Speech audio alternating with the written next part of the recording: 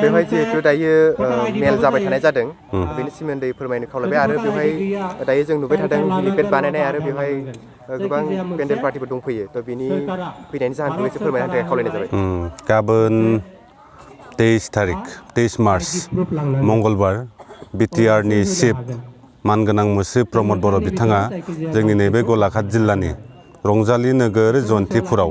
बिथाङा नैबे गेलेग्रा फोथाराव गाबोन नुजाफैगोन फुंनि 9 बाजियाव बिथाङा दाखालि खनसे फैनो गोनांमोन माखासे जाहोननि थाखाय सम थैनि थाखाय बिथाङा दाखालि जोंनि गेजेराव नुजाफैनो हायासै बेनिखायनो फिन बिथाङा गाबोन जोंनि नैबे रंजाली नोगोर जयन्तिपुर उरियामघाटआव बिथाङा फैनो थाखाय जोंखौ खोथा हरदों बिथाङा गाबोन फुंनि 9 बाजियाव जोंनि नैबे रंजाली नोगोर जयन्तिपुराव बिथाङा नुजाफैगोन बिनिखायनो आं जोंनि गलाघाट जिल्लानि गासिबो रायजो राजा बिथांमोनखौ गाबोननि नैबे 9 बाजियाव जयन्तिपुरनि रंजाली नोगोराव जानो गोनां नैबे जोंनि बिटिआरनि चिफ प्रमद बर' बिथांनि हाबाफारियाव लैहोर लैहोर बाहागो लाफैनो थाखाय आं गुरै खावलायबाय बे मेला दिनै जों मोनसे बाहाय रायजो राजाफोरखौ लानानै मोनसे मेल खुंदों फैगौ बिसायख'थियाव जितु 27 मार्चआव जोंनि जितु फार्स्ट स्टेपनि जितु इलेक्सन जागोन जोंनि नैबे गलाघाट जिल्लायाव बाहाय जों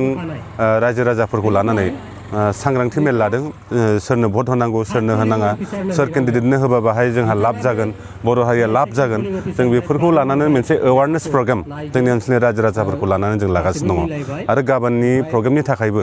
गाबोन जितु बिटिआरनि चिफ फैगोन बे प्रग्रामनि थाखायबो जों रायजो राजाफोरनि सिगाङाव माखासे खोथा बुंदों जाहाथे बयबो जोंनि ओनसोलनि रायजो राजाफोरा गाबोननि हाबाफारियाव बाहागो लाफैयो जों बेखौ फोरमायदों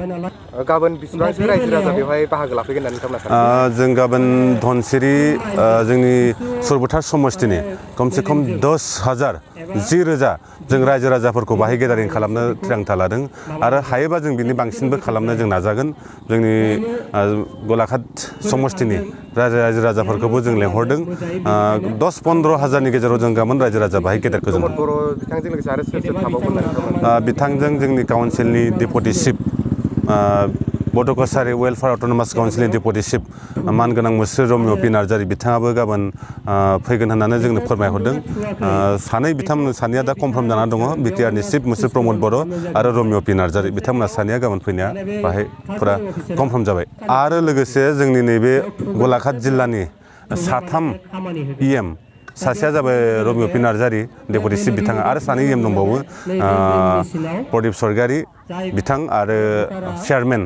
जोंनि गाम्बारु मोसाहारि बिथांमोनाबो गाबोननि हाबाफारियाव बाहागो लाफैगोन आरो जोंनि मानगोनां सुरबुथार समस्तिनि केन्डिडेट बिजाथि मुस्रि बिश्वजित फुकन बिथाङाबो गाबोननि हाबाफारियाव बाहागो लाफैगोन बेनिखायनो आं जोंनि रायजो राजाफोरखौ जाति धोरोम बोरोन बासियालासेनो बयखौबो लैहोर लैहोर गाबोननि हाबाफारियाव बाहागो लाफैनो थाखाय आं गुरै खावलायबाय गोजोन्थों।